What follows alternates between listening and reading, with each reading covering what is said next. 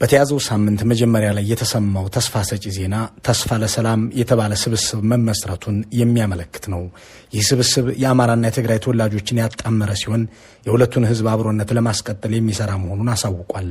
ወትሮም የተዋደደና የተዋለደን ህዝብ ደም እንዲቃባ የተጉ ኃይሎች ይህንን ዜና ሰምተው እረፍት ያገኛሉ ተብሎ ባይጠበቅም የተሰማው ዜና ግን ለሰላም ፈላጊዎች ሁሉ አስደሳች ነው። የትግራይና የአማራን ህዝብ በደም እንዲፈላለግ የጣሩት ኃይሎች ስልጣናቸውና ሀብታቸው የሚመነጨው ህዝብና ህዝብ ከማጋደል ነውና አሁን ደግሞ የአማራና የኦሮሞን ህዝብ ውረድ እንውረድ እያሉት ነው።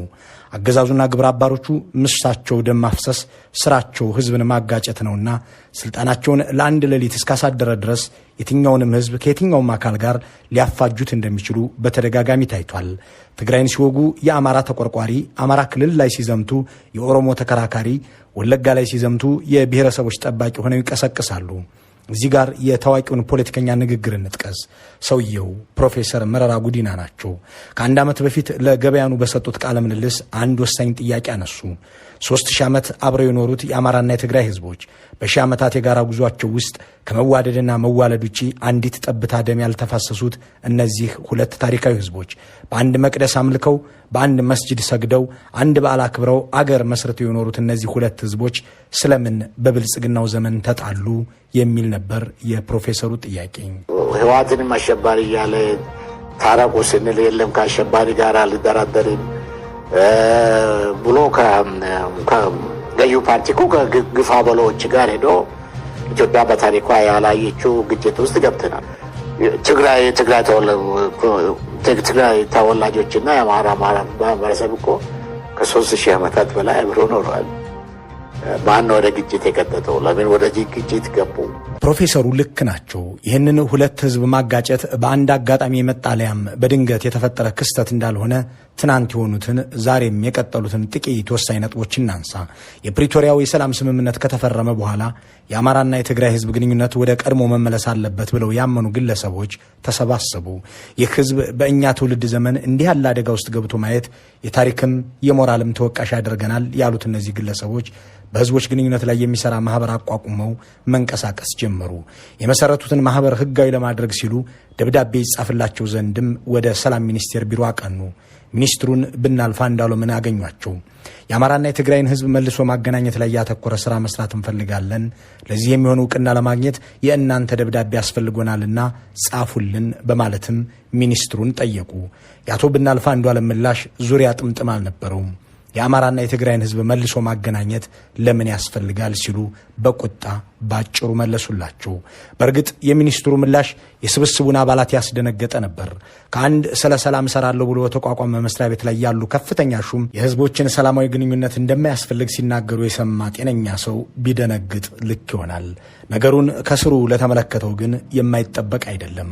አቶ ብናልፍ የአማራና የትግራይ ህዝብን መልሶ ማገናኘት ለምን ያስፈልጋል ብለው ሲናገሩ ስንት ደክመን ስንት ጥረን የለያየነውን ህዝብ ለምን አንድ ታደርጉብናላችሁ እያሉ መሆኑ ግን ግልጽ ነበር።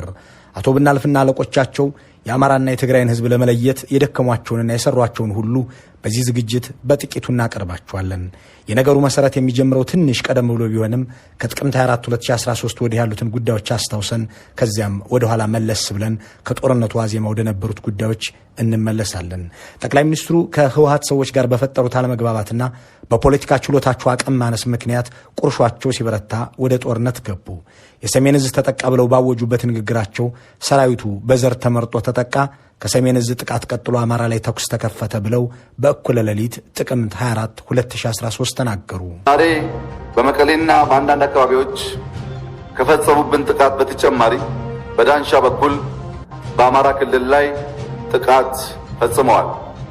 ይህ ንግግር ዓላማው የአማራ ህዝብ ሆይ ተጠሪነቱ ለኔ የሆነው ሰሜን ዕዝ ብቻ ሳይሆን አንተም ተጠቅታልና ተነስ ለማለት ነበር። ሰሜን ዕዝ የፌዴራሉ ተቋም ነው። ይህ ደግሞ የአማራ ህዝብ ንብረት ብቻ አይደለም፣ የሁሉም ክልሎች ሀብት ነው የሚል ጥያቄ እንዳይነሳባቸው ሰራዊቱ የተጠቃው አማራው ተመርጦ ነው፣ አንተም ላይ ተኩስ ተከፍቷልና ተነሳሉ። ይህንን ሲሉም አማራ የሆኑ የሰራዊቱ አባላት ናቸው ተለይተው የተጠቁትና አማራ ሆይ ዝመት ማለታቸውም ነበር።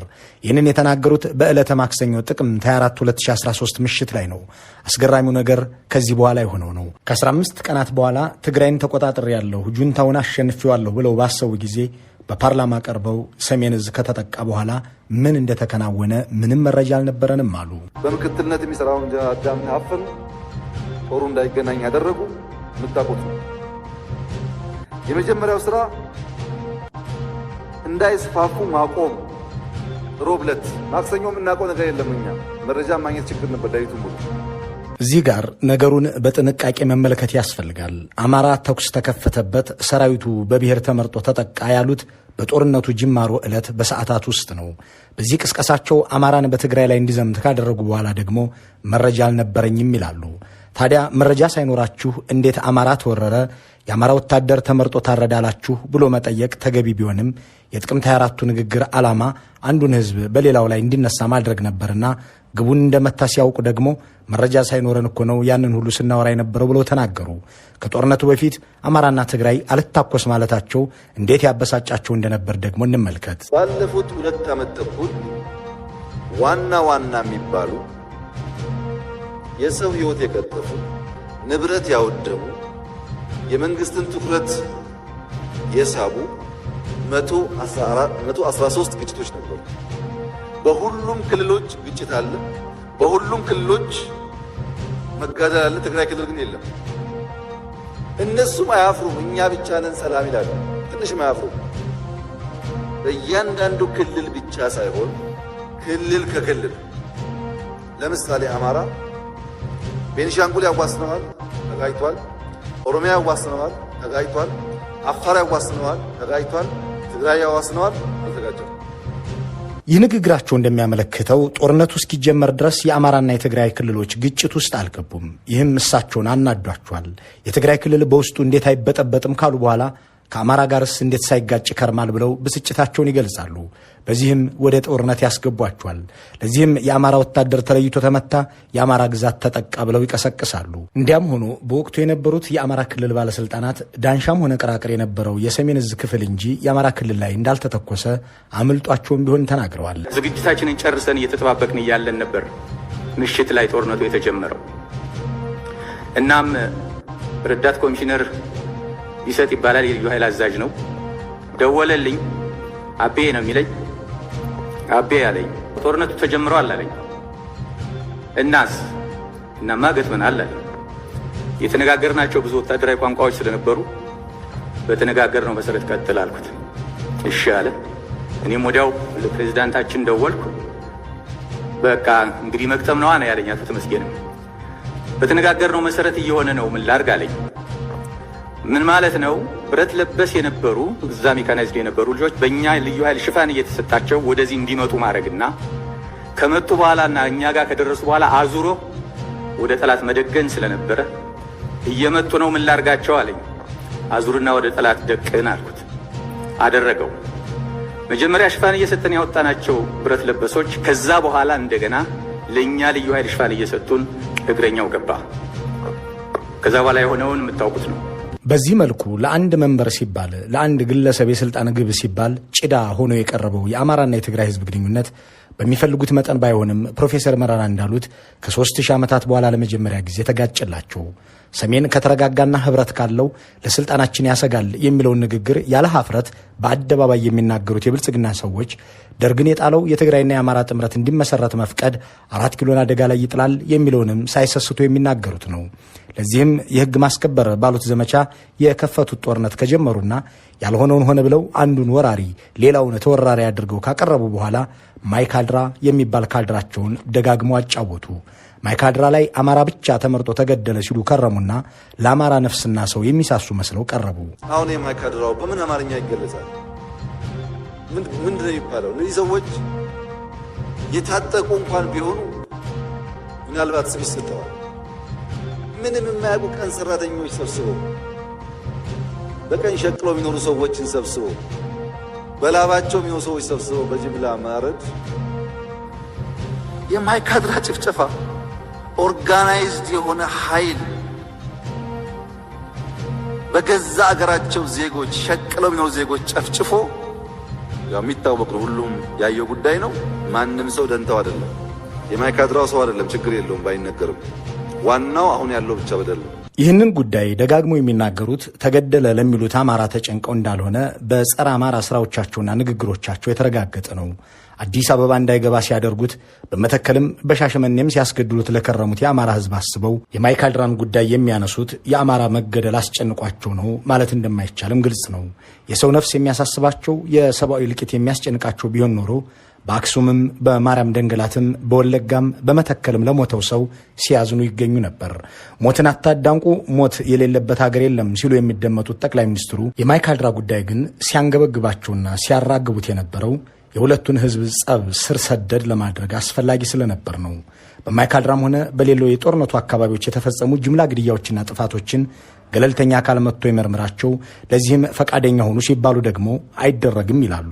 የማይካድራ ጉዳይ በገለልተኛ አካል ተጣርቶ ጥፋተኛም ተቀጥቶ የሁለቱ ህዝብ ግንኙነት ወደ ሰላም እንዳይመለስ ስለሚያገለግል ግን ደጋግሞ እያነሱት ቀጥለዋል። የአማራ ህዝብ ሆይ ከትግራይ በተተኮሰ ሚሳኤል ተጠቅተሃልና ተነስም ብለዋል። ከትግራይ የተተኮሰው ሮኬት የፌዴራል መንግስቱ ንብረቶችን ኢላማ ያደረገ መሆኑን፣ እነዚህ የፌዴራል ተቋማት ደግሞ የዶርዜም የመንዜም ንብረት የወላይታም የከምባታም ሀብት መሆናቸውን ወዘተ አይገልጹም። ወደ አማራ ክልል የተተኮሰው እሳቸው የሚገለገሉባቸውን ተቋማት ኢላማ ለማድረግ ሳይሆን ህዝቡን ለማጥቃት ስለሆነ ነው በማለት የአማራ ህዝብ ከትግራይ ህዝብ ጋር መዋጋት አለብህ ይላሉ። ሰሜን ዕዝን አጥቅቶ ምናምን ችግር አልነበረውም፣ ግን ሀገራዊ እንዲሆን አማራ ክልል ጥቃት የጀመረው ማን ነው? ይሄ እኮ ለማንም ኢትዮጵያዊ ግልጽ እኮ ነው። በአማራ ክልል ላይ ጥቃት የጀመረው ይሄ ኃይል ነው። ሰሮቃ አቅራቅር ከሰማችሁ አማራ ክልል መጀመሪያ የተጠቃው ና አግባበት ተብሎ ማለት ነው። በጦርነቱ የጎንደርን ኤርፖርት የባህር ዳርን ኤርፖርት በሮኬት ማጥቃት በምን ሳይንስ ጀስቲፋይ ይደረጋል? እኛ ትግራይ ላይ እየተዋጋን አክሱምና መቀሌ ኤርፖርት አላጠቃንም። ገና ከጅማሩ ሰሜን ዕዝ ሲጠቃ ጦርነቱ ሀገራዊ መልክ ይዞ የለም ወይ? አገር አቀፍ ለማድረግ አማራ ክልል ላይ መተኮስ እኮ አያስፈልግም ወዘተ የሚለው ሙግት ለምክንያታዊ ጆሮና ለአመዛዛኝ አእምሮ የሚቀርብ ጉዳይ በመሆኑ ይህንን እንለፈውና ንግግራቸው በሁለቱ ህዝብ መሃል የሚገባውን ቅርቃር ጥልቅ የማድረግ ዓላማ ያለው መሆኑን እናስታውስ። ጦርነቱ ቀጥሎ አሸንፈነዋል፣ እንደ ዱቄት አየር ላይ በትነነዋል ያሉት ኃይል ተደራጅቶ ለስልጣናቸው አደጋ ወደ መሆን ደረጃ ሲያድግ የአማራ ህዝብ ወጥቶ ይዋጋ፣ የትግራይ ህዝብ እንደ ህዝብ ወሮታል ብለው በአደባባይ የሁለቱንም ህዝብ መተላለቅ አወጁ። እዚህ አማራ ክልል ውስጥ ጦርነቱ እንዲካሄድ የተፈለገው አማራን ማደህየት ነው፣ መግደል ነው፣ ማዋረድ ነው። ይሄን መበቀል አለበት። ይሄን የማይበቀል የአማራ ልጅ መወለድ የለበትም። ውሃው ነው መቅረት ያለበት። ይሄን ሊበቀል ደግሞ መንገዱን መዝጋት አለበት። ቆላ ተንቤን ድረስ ዘልቀው ከሻቢያና ከሌሎች አካላት ጋር ተባብረው የተዋጉትን ጦርነት ተሸንፈው ሲወጡ ትግራይን በ360 ዲግሪ ከበባ ውስጥ ከተነዋል፣ አይንቀሳቀስም፣ አይገባም፣ አይወጣም ማለት ጀመሩ። ሆኖም ከበባ ውስጥ ያስገቡት ጠላታቸው የተፈጸመብኝን ከበባ በትግል እሰብራለሁ ብሎ አዲስ አበባ እንደሚገባ ገልጾ ውጊያውን ቀጠለ። የተከፈተባቸውን ማጥቃት መቋቋም ተስኗቸው እስከ ሰሜን ሸዋ ድረስ ለሽንፈት ሲዳረጉ የአማራ ህዝብ ሆይ ተወረሃል አሉ። ዋናው ጥቃት ፈጻሚና ትግራይንም ለከበባ የዳረገው ኃይል የአማራ ህዝብ ሳይሆን አዲስ አበባ እስከሆነ ድረስ እስከ ዋና ከተማዋ ድረስም ጦርነቱ መቀጠሉ ሳይታለም የተፈታ ነው። ግን ስልጣናችንን ልናጣ ሳይሆን የትግራይ ህዝብ አማራን ሊወር አማራ ክልል ገባ ብለው ጄኔራሎችም ፖለቲከኞቹም መናገራቸውን ቀጠሉ። የዚህ ፕሮፓጋንዳ ዓላማ ሁለቱን ህዝብ በዘላቂነት ደም ማቀባት እንደነበር በውጤቱ ተረጋግጧል። ህግ ለማስከበር ዘመቻ እያካሄድን ነው ሲሉ ከርመው ለስልጣናቸው አደጋ በሚሆን ደረጃ ጦርነቱ ሲስፋፋ ወልቃይት የበጌ ምድር ነው፣ አማራ ከትግራይ የሚመጣበትን ኃይል መዋጋት ያውቃል እያሉ መናገር ቀጠሉ። ትናንት ወታደር ወጣ ሲባል አማራ ጉድፈላ፣ ተካድክ፣ ጠፋ ምናምን የሚሉ አክቲቪስቶች፣ ጋዜጠኛ ነን የሚሉ ሰዎች፣ ስልክ ያላቸው ሰዎች ነበሩ። አማራ ከትግራይም ከሱዳንም ከሌላው ክፍልም ከፍቅር ውጪ ሰው በጉልበት በኃይል ሊያንበረክከው ከፈለገ ራሱን መከላከል የሚችል ህዝብና በዛም የሚታወቅ ህዝብ መሆኑን ዲናይ ያደረገ የአርማጮ የወልቃይት የጠገዴ ህዝብ እንኳን አሁን ባለው ሁኔታ ባለፉት 30 ዓመታት ያ ሁሉ ዱላ የወረደበት ኢትዮጵያዊነቱንም የበጌ ምድር ሰው መሆኑንም እየተናገረ እየሞተ እየተሰደደ ዛሬም አለ።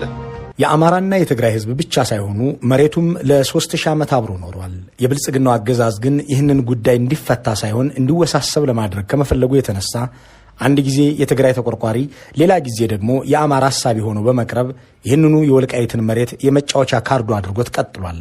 ጭራሽ ከጦርነቱ በፊትም ስለ አማራ ህዝብ አስቤ የወልቃይት ኮሚቴ አባላትን አነጋግሬ በመምጣቴ በትግራይ ተወላጅ የደህንነትና የመከላከያ ሰዎች ነቀፌታ ገጠመኝ ይላሉ። ወደ ባህር ዳርና ጎንደር እቅድ ስንይዝ የአማራ ክልል አመራሮች እዛ ያለውን ስራ እንዲሰሩ አድርገን ከሄድን በኋላ ግን አንድ ፋውል ረገጥን። መሄድና ህዝብ ማናገር ሳይሆን የወልቃይት ኮሚቴ የሚባለውንና የቅማንት ኮሚቴ የሚባለውን አነጋገርን፣ ተወያየን ከነሱ ጋር ስንወያይ በእኛና በደህንነት ተቋማት መካከል ያለው ልዩነት ከምትጠብቁት በተካረረ አለመነጋገር፣ ስልክ አለመደዋወል ተጀመረ ማለት ነው። የወልቃይት ኮሚቴን የሚያናግር ሰው ከኛ ጋር መነጋገር የለበትም የሚል ጠንከር ያለ አቋም ተያዘ። ይህንን ንግግር የተናገሩት ትግራይን ተቆጣጠረው መቀሌም ገባሁ ብለው ባወጁበት በህዳር 21 2013 ንግግራቸው ነው። ለአማራ ህዝብ የሚያስቡ የሚጨነቁና የሚጠበቡ ከመሆናቸው የተነሳ የወልቃይትን ጉዳይ ለመፍታት ኮሚቴ በማነጋገራቸው ችግር ውስጥ እንደወደቁ እያስረዱ መሆኑ ነው። ግልጽ ያለው ዓላማ ደም ማቃባቱን ስር ሰደድ ማድረግ እንጂ ለአማራ ህዝብ የሚያስቡ መሪዎች መሆናቸውን በአጣዬ ላይ በፈጸሙት ተደጋጋሚ ጥፋት በህዝብ ላይ ባደረሱት ማለቂያ የለሽ እልቂት ታይቷል። ግን የአማራ ህዝብ መከታና ጠበቃንን በሚል መንፈስ መናገር በዚያ ሰሞን ትግራይን ለመውጋትና ስልጣንን ለማዳን ያገለግል ስለነበር ህዝቡን አፋጅተውታል። ይህ ስውር ስራ ከጥቅምት 24 2013 የሚጀምር የሚመስላቸው ቢኖሩም ዋናው ጉዳይ የሚነሳው ግን ወደ ትግራይ የሚሄደውን መንገድ መዝጋት ሲጀመር ነው። የአማራ ብልጽግና ሹሞች ያስተባበሩት የጠቅላይ ሚኒስትሩ ቢሮ የፈቀደው ይህ መንገድ የመዝጋት ተግባር ሁለቱን ህዝብ ለማለያየት መሰረት የመጣል ጉዞ ነበር። ጠቅላይ ሚኒስትሩ መንገድ እንዲከፈት ለምን አታደርጉም ተብለው ሲጠየቁ ይህ ጉዳይ የአማራ ክልል ጉዳይ ነው፣ እኔ በክልሎች የውስጥ ጉዳይ ጣልቃ አልገባም ሲሉ መለሱ። ይሁን እንጂ ከአዲስ አበባ ወደ መቀሌ የሚሄደው መንገድ ንብረትነቱ